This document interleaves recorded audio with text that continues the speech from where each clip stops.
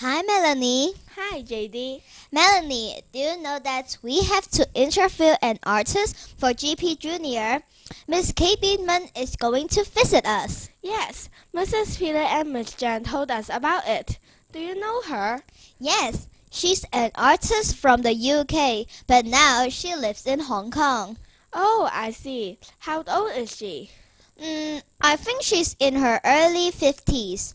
Okay, why did we choose her? I think we chose her because she works with different types of art media. Does she work with paint or pottery? I'm not sure, but I think we'll find it out. I hope we can find out why did she become an artist and why did she move to Hong Kong. Let's wait and see.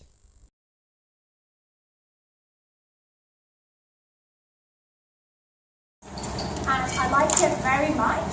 It's around you. It's always there, so maybe you will notice different things because you live in the city. So, for me, I don't really use the city, obviously, but because there's so many people in Hong Kong, I do a lot of work. I'm very interested in looking at people. So I think it does affect you where you live. What you can see around you will go into your work somehow. Yeah, that's a great question.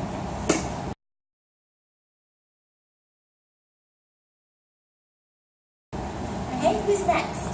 How do you think art improves our community? How does art improve our community? Well, that's a really great question.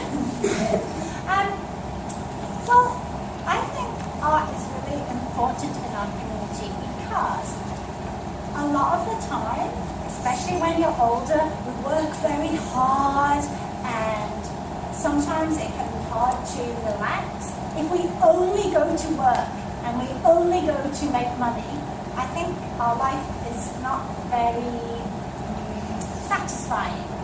We won't feel that it is enough. So I think art can do two things. It can give us some very relaxing times. You can go and see something beautiful that makes you feel good.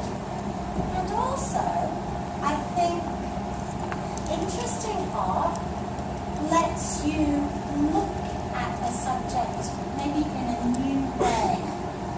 I never saw it like that before. And maybe the artist can show you a new way to look at things, which makes your life more interesting.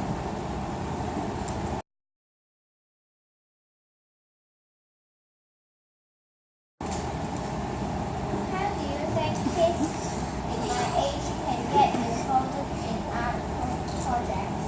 How can you get involved? So for primary children, how can you get involved? Well, of course you have your art lessons at school. That's just one small way.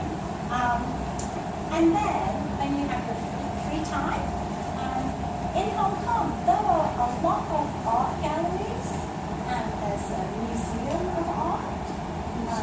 Most of them are free, so you can go to them with your family on your weekends or on holidays.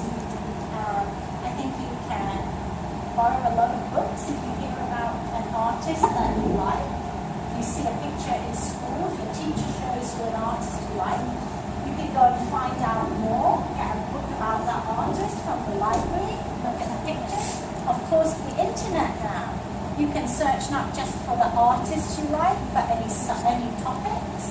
If you're interested in people who paint flowers or horses, or I think you can look for that art about horses and see what's out there. Because a lot of people now also have websites. So if you find an artist, like someone who's working today, you can look at their website, and often that will give you more information, not just looking at pictures of their art, but also tell you something about what they were thinking and why they made it.